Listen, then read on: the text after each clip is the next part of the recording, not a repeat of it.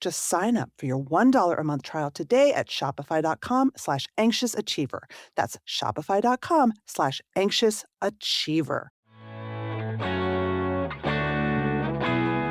Hi, I'm Maura Aarons-Mele, host of The Anxious Achiever. Today, I'm going to bring you one of our most downloaded and one of my most favorite episodes from our archives. It's a classic. The Anxious Achiever has been at it for a long time. We have over 300 episodes. And honestly, they're all still more relevant than ever. You may hear details in this episode that remind you it's from another time, but I guarantee that the advice you get will be as crisp and meaningful and the stories as resonant as before. If you have a favorite episode of the show, let me know. I'd love to air it again or even re-record it for you fresh. Enjoy this classic Anxious Achiever episode. I would say actually that I'm in recovery. I'm a recovering overthinker. Before I knew that I actually had generalized anxiety disorder, I was diagnosed at age 40, which is now 7 years ago, in the middle of a very intense slew of startups.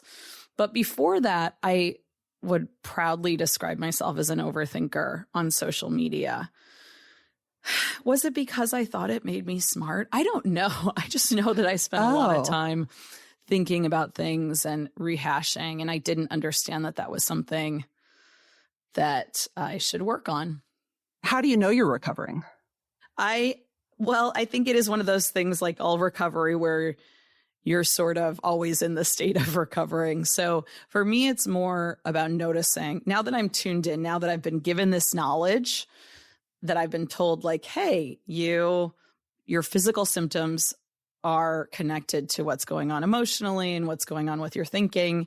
Now that I have that information, I'm able to interrupt some of those patterns earlier on. I just have been reteaching myself for 7 years how to avoid those cul-de-sacs and those sort of whirlpools of thought. Yeah. So what's your relationship with anxiety right now at this moment, 7 years after your diagnosis? I would describe it as a familiar companion that I'm learning to spot and recognize and not try to fight. You know, I have a little bit of a chip on my shoulder around this whole your anxiety is there to help you idea that gets bandied about quite a bit, because I don't think that this companion of mine is here to help me very much.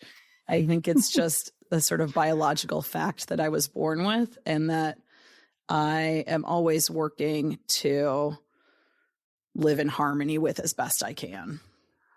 Okay, so I know this about you. You are not one of these anxiety is a superpower people. I agree that for a lot of us, it is something we're born with. But almost for that reason, I feel that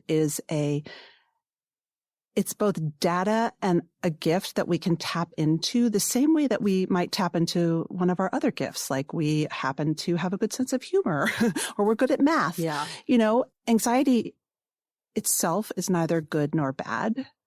It is. And when you can recognize what it's trying to tell you, you can try to manage it to lessen its bite, to literally take the fangs off of it.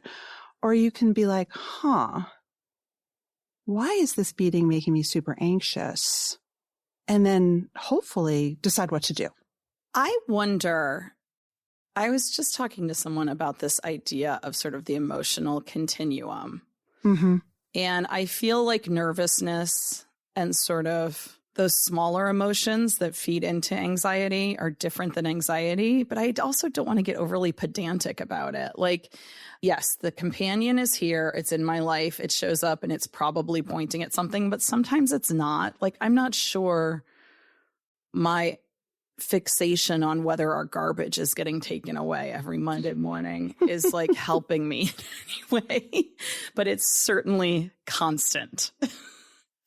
My husband drives with like lozenges in his seat to suck on while he drives. And I had an almost panic attack the other day in the car thinking that he might suck on a lozenge while driving our kids and choke to death and kill everybody. Yeah. Yeah. And I literally spent like an hour just fixating on the lozenges, but I couldn't talk to him about the lozenges because he'd be like, "Oh my God, you're out of control." So, I know. So yes, I know, but I also feel like at a deep root, the lozenge fear is really about something. I think that even the highest level doctors studying this stuff on fMRI don't actually know the answer to this question. I know. That's the truth. And I would never say that, but my approach is, the end all be all by any means. I think the reason that I bristle around anxiety as a superpower is that you're actually the powerful one for dealing with this biological hitch that you have going on. The illustrator in my book, this incredible artist, she said to me, "Anxiety is my superpower." And my response was, "You are the superpower. Anxiety is something you live with and you sort of live in relation to." And maybe that's just sort of, I don't know. I don't want to be dissecting it too much, but I will say one thing that I do appreciate about anxiety is that learning to communicate about it has brought me a lot closer to people in my life and people I don't even know, like you, where we feel we know each other and we have sort of a safety and security around that. And I actually think that's a really beautiful thing.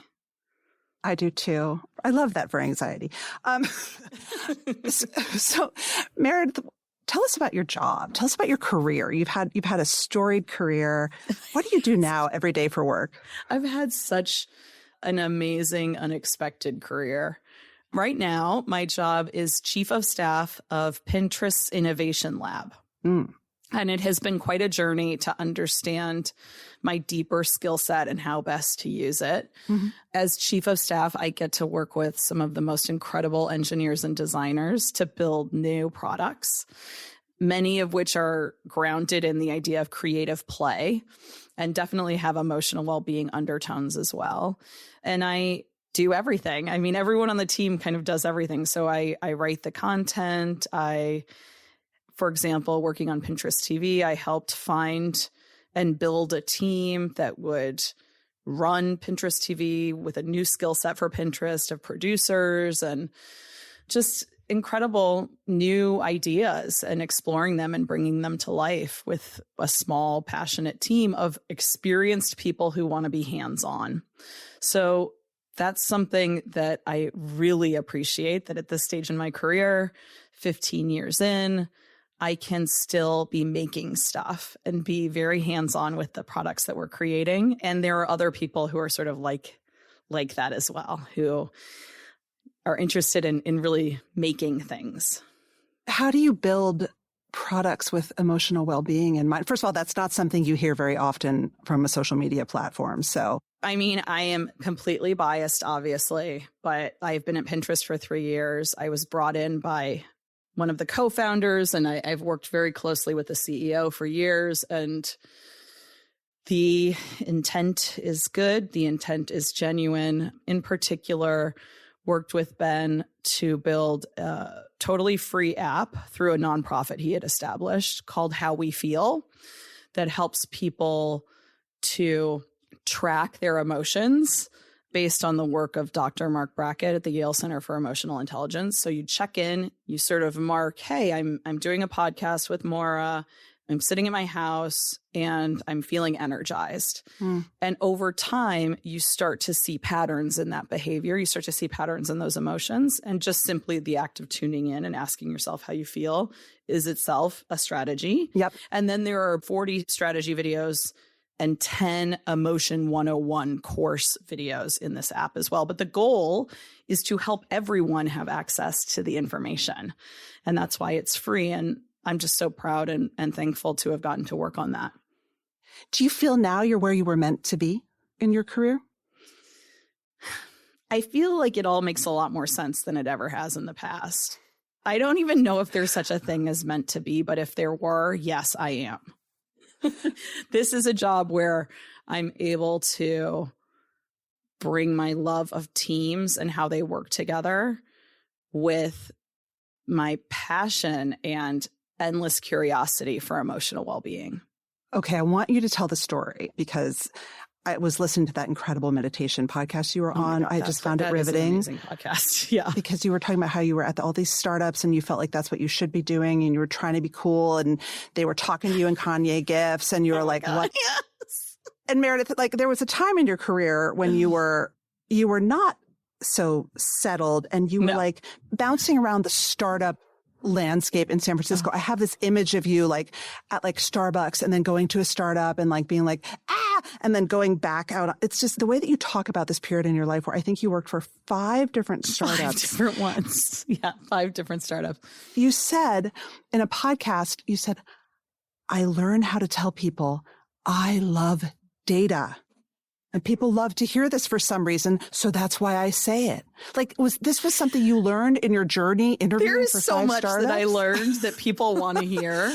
And what did you learn? Say it enough, it doesn't make it true. It also doesn't mean that the person that they think they're hiring is who you are. So yes, I got very good at telling my story, which basically was I started working on this food magazine, which we then sold to CNET and that sold to CBS, and I made videos and I loved it.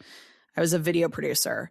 Then I got frustrated that people weren't seeing my videos. So this was the key moment. I switched to become a product manager, and a product manager loves data. Like, can you tell the audience? Like, why is a product manager such a cool thing in Silicon Valley? Right. Because a product manager, this has changed over the course of my career, but a few times switched back and forth. But a product manager at that time made all decisions about what got built and who you're trying to reach. So if suddenly your video platform isn't supported anymore because it's determined not to have potential for revenue, the power is out of your hands to determine your future. And I never wanted that. What I wanted always more than anything else is the security that comes with knowing I can make my own choices. And I think I'm not alone in that. I think a lot of people feel that way. So I always wanted to get to the point where I had enough information that I wouldn't have to just listen, that I could act. And that's why you love data? That's why you love data? And so in order to do that, I had to love data. I really had to love data. So I remember just being very confused about who I was and what I was good at, because I could kind of be good at lots of things. But this period of bouncing between startups was super interesting in retrospect, because I got a ton of feedback in a very short period of time about what I was and was not good at. And through that, I don't know if I ever would have had such a steep learning curve about myself if I hadn't gone through those job experiences. And probably being a young parent. I don't know. There were a lot of things at play at the same time. And another thing was the medication I was on. I was on a migraine medication that was sort of, it almost felt like I was high all day. It was called Topamax, and it just really affected me as well. And so all of a sudden, things that might have seemed stable were not, like who I was, my personality, what I cared about. And I have a friend who is a famous person, but also an amazing person, named Molly Ringwald. And we were at breakfast together one day when I was really loving data. And she said, "Meredith, what's going on with you? I'm not seeing that creative side of you that I always used to see." And I told her, I tell her I will love her forever for that, because it was a real wake up call to me that I had drifted so far from any moorings about who I was and what nourished me. That was the beginning of the big change, I would say, around not loving data as much. I've always tried to sort of break molds. So I was in this role where I was doing both content and product. And I skated through that for numerous jobs. And it was always that the places that I was working wanted my content expertise, and I wanted to learn the power of product. I wanted to be a product thinker and to build. And what I learned eventually was that people were always going to see me as a content person because that's what I really am. Deep down, that's my passion and what I'm great at. And learning to find the right environment where I could use some of the product skills that I had. So when Evan Sharp is the co-founder of Pinterest, he said, hey, I'm looking for someone who has product experience, content experience, and mental health experience. And I mean, I was like, well, I'm the only person. Could there possibly be another person besides me that has lived this strange reality? It's spring. What if you cleaned up your money life? Let Monarch do your financial spring cleaning for you. Imagine one dashboard to get your whole financial life organized. No more clutter, no more scattered logins, your accounts, your investments, your property, and more in one place. Get your first year of Monarch for half off, just $50 with the promo code Achiever. It is so amazing to be able to see everything in one place. You know, I talk on The Anxious Achiever and in the book about the power of knowing where your money goes out, how it comes in, how you're building for your future. Data helps us manage all the what ifs, and Monarch makes it easy. They have cash flow visualizations, and you can show where income's going. Like maybe, as I learned, you're spending way too much money on all of those streaming platforms, and it really does add up. Monarch has a diagram, a Sankey diagram that helps you visualize exactly where your money goes each month. I'm talking about this because honestly, with me and my busy family and a lot of sort of outgoings of cash every day, it's really important to be able to look at it and think, where can I cut back? What do I feel okay about? Oh, and by the way, do I need to talk to the kids about their habits changing? Monarch isn't your average personal finance app. Most apps tell you what you've already spent, but Monarch goes further. You can set goals, plan for those big purchases, and map out your financial future, which is a great tool for anxious achievers. The tools are built with your financial data with personalized answer to you.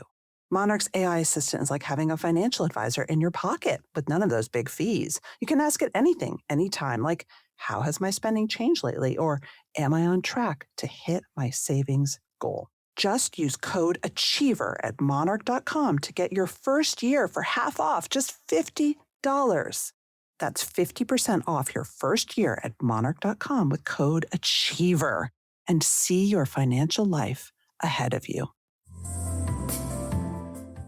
2026 is the year where I celebrate 20 years of working for myself. Yep, 20 years of the ups and the downs and the, is there going to be enough money? And oh my God, it's almost tax season. And can I handle my team and my clients and everything? And I wouldn't have it any other way. But I remember starting something new was terrifying. So much work goes into this thing that you're not sure it's going to work out. And you really need trusted partners by your side. If I could do it all over again, that's what I would have. Trusted partners. And Shopify is that trusted partner for millions and millions of businesses like mine. Shopify is the commerce platform behind millions of businesses around the world. You've definitely used it. And 10% of all e-commerce in the US. You can get started and build your own design using their studio with hundreds of ready-to-use templates. They'll help you build a beautiful online store that matches your brand's style and your vibe. And Shopify helps you become efficient. Again, something I wish I had known more about, whether you're uploading new products or trying to improve your existing ones. You can use helpful AI tools and write product descriptions, page headlines, even enhance your photography. All those things that will get shoppers to convert.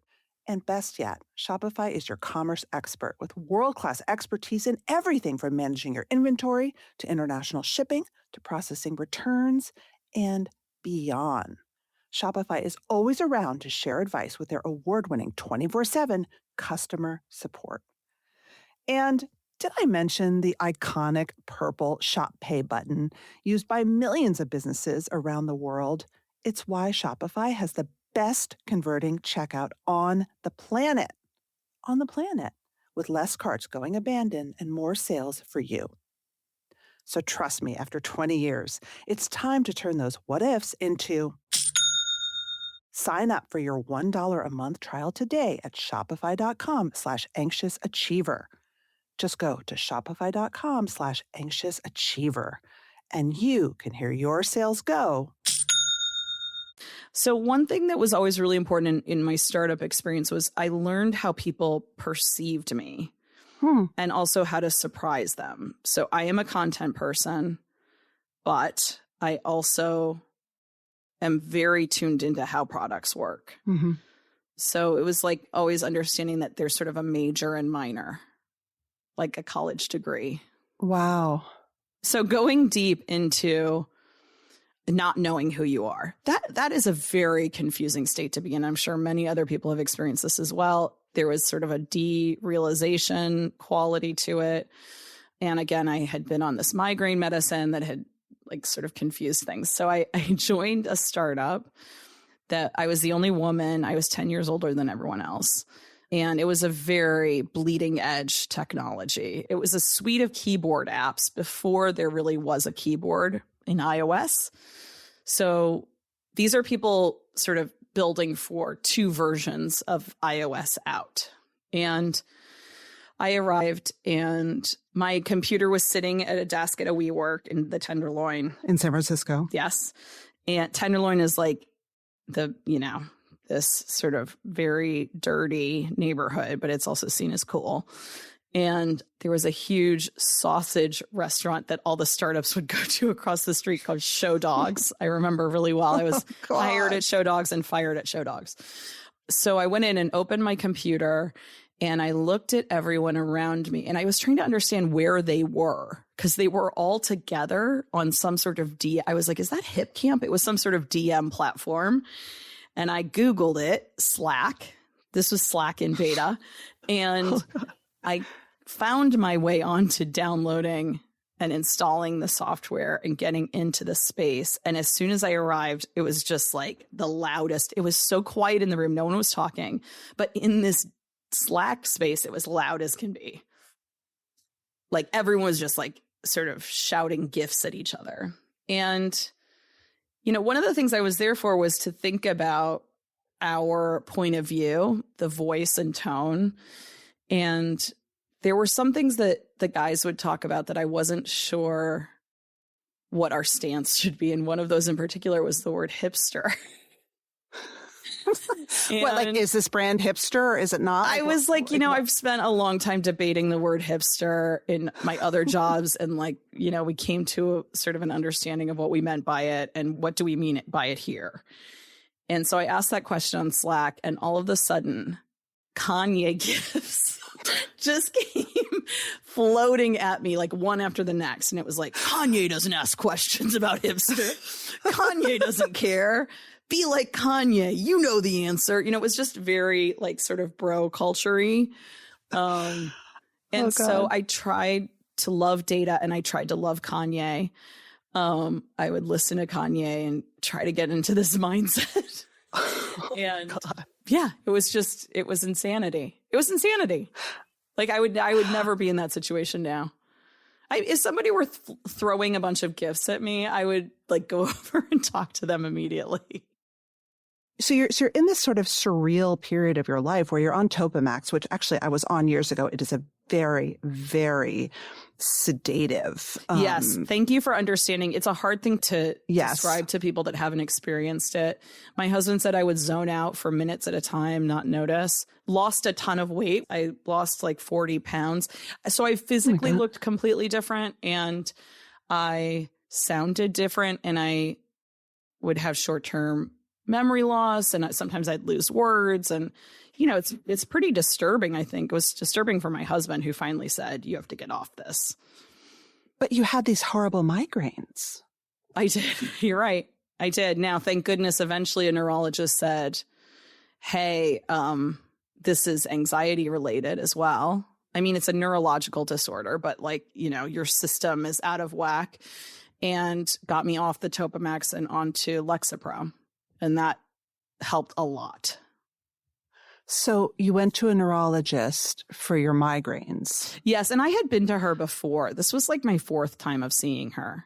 There was just something about this time where I think I came in with lots of different notes and all these meds that I was trying. And I was so hopped up, Maura. I was like, hey, I really want to talk about the vagus nerve because I think high vagal tone, blah, blah, blah. I'm just going on. And I just struck her with her experience. Like, this is what's happening here. And she said to me, I tell people this nearly every day, and very few of them will listen to me.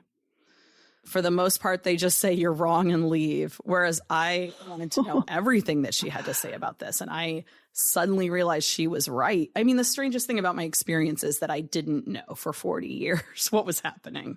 You didn't think of yourself as an anxious person? Absolutely not. The word worry never meant anything to me. I was a problem solver. Give me a problem, no matter how large, climate change, and I will attempt to solve it. And, it's just, I thought any system could be improved, that working hard enough to find an answer, enough research, and you could find a way. And you said about how you felt, I'm a spinning head of thoughts floating up in a body of pain. Oh, so once you unpacked that, could you find the spinning thoughts? The spinning thoughts were often around solving. And that's, again, why worry does not resonate for me, because my overthinking was around solving everything. Anything that came up that I didn't fully understand and wasn't completely transparent to me, I would try to solve. So that was my version of worry. I just never thought of it that way. Did that make people happy when you were always solving their problems? I had a lot of people that seemed to like to be around me, but I was exhausted. I remember when I met my husband, and he was a boyfriend at the time, and he lived in Oakland. I lived in San Francisco, across the bay from each other. And I went over to hang out at his house for a few days. And I said, I'm just going to leave my phone back at my house. I don't want anyone to be able to reach me. I'm just exhausted by them.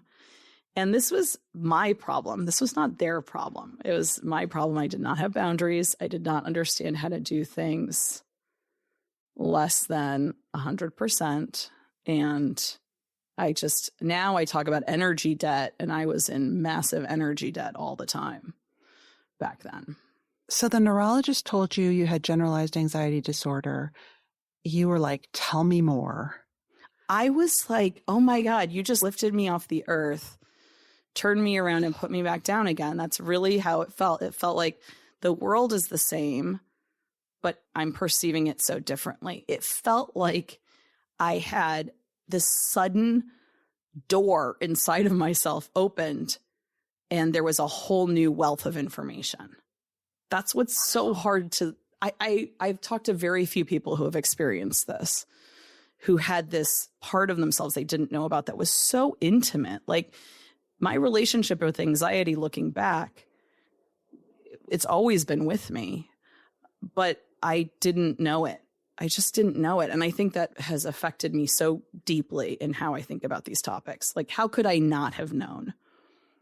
How could you not have known? I translated the words. And I think that's why the first thing I did when I came home from the neurologist was to start looking at how other people described the things that I experienced, and that they all use the word worry. And it was almost like, oh, okay, this is a separate. You know how you have to translate yourself for other people? Like, I had to translate what anxiety meant to other people for myself. So you're like, well, worry's not me. Yeah, I was like, worry is definitely not me. Everything that I saw just said characterized by worry. And I was like, well, this is why I didn't know. None of this related to what I was experiencing. And I didn't even realize that overthinking was something that could negatively impact me.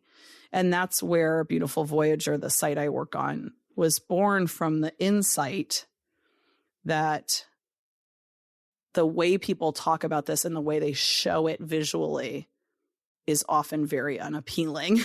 But the topic itself is super fascinating.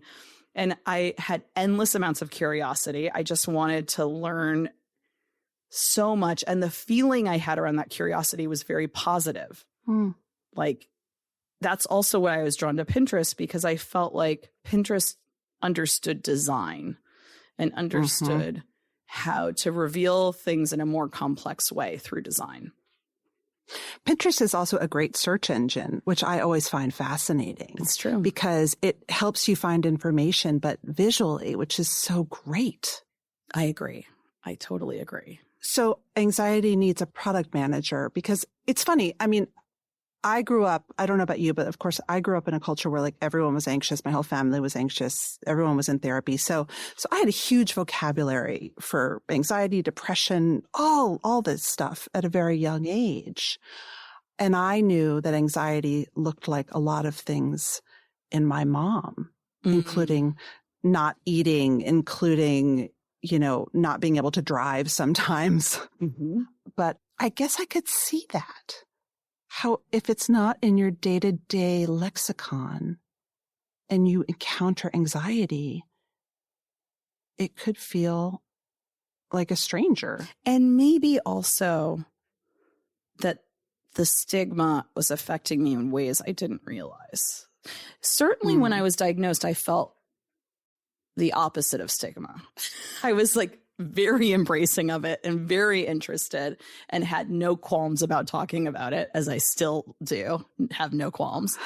But there must have been something in 20s, 30s of powering through and just proving that I could handle whatever came my way. Now, again, that would then lead to migraines, which would lead to time in bed. And like there was a whole cycle there. But I thought that was just part of what it took to solve, to get things done. My armchair psychologist, as I was listening to you tell your story at one point, I thought she's avoidant. She would stay home from school. She would have these, and I have migraines too. And I know what it's like. A migraine allows you to check out of the world. Yeah, I go really hard on everything. I would definitely go hard. And then the migraine would force me to stop. And I went hard at everything. I mean, I was just always trying to, I don't know, almost like outsmart the system. Like, oh, I can't be a product manager. Now I'm going to be a product manager. Now I'm going to do this. I don't know. It was just never fitting into any box, but always trying to push my way through. Yeah. Were you always very driven as a kid and as a young adult? In retrospect, I think I was. At the time, it always seemed like I was just trying to take on the next step. So, I went to university. I did not love my university, so I graduated in 2.5 years. Oh my God. Abroad. And, in retrospect, like, yeah, that sounds like a very driven person. But I think since I always liked to laugh a lot, it wasn't like I seemed... I don't know. I wouldn't seem that different than I do now. But inside, there was some different kind of mechanism. That's what makes all this stuff so confusing. It's like very hard to talk about what's happening inside. Well, and we get so good at the outside. I mean, I love to laugh. I've always been like funny and gregarious, and I'm like a socially anxious introvert who has clinical anxiety and panic disorder. So like, yep, there you go. Yep. Because that's what we're taught. We're taught. And I mean, no offense to me, you sound like a real anxious achiever, especially graduating college in 2.5 years. Oh, I definitely am. I mean, as soon as you launched this podcast, I was like, I got to talk to more about this. I mean, I feel like I'm one of your archetypes. Now I've just focused it more on creating new systems. So, ERGs for mental health and, been lucky enough to work in philanthropy at Pinterest as well for emotional well-being and mental health. And so I've sort of gotten a chance to redirect it into hopefully things that help other people as well. I hope. Well, I'll finish with this question. If you were the product manager for anxiety at work, what would you do? What data would you collect? Because you love data. And what changes would you make? I'm working on those things as we speak. I mean, I dream of a metric that helps people gauge their emotional well-being when they're online. Sort of be it through what my favorite are objective realities. So I would love to have physical symptoms that help you understand what you're experiencing emotionally. That's my dream, is to have like, hey, all the trackers everyone is using, how do those trackers actually show you what's happening with your mental health? And I dream of a huge Wikipedia dedicated only to strategies. This is something I really want to do. So How We Feel has, as I mentioned, 40 strategies. I would love 1 million strategies that people have. I'm sure you have some golden nuggets of strategies that are then voted up as people around the world try them. And I would love to give, a bunch of money to the doctor behind the Diagnosis show and column on the New York Times and have her focus on mental health. I could go on and on and on. I love that. And I think the strategies piece is really important, but I think something you're highlighting that I just want to draw out for listeners is the physical tells. Your body was telling you something for years that your ego, right, and your mind didn't want to hear. Maura, that's what I always say. Basically, 2015 was the year of my ego death, where I could finally actually, that's exactly, you nailed it. That's right. My ego stopped me from listening to my body. It was like, if you think that you can outsmart your body, you're wrong. It just might take longer, but like, you are your body. These things are united. Yeah. You can't outsmart your body. That's it for this week's show. If you like the show, follow us and tell your friends. And please leave us a review. It really helps the Anxious Achiever get found by people just waiting for our content. I'm your host, Maura Aarons-Mele. Lots more to come in the next episode.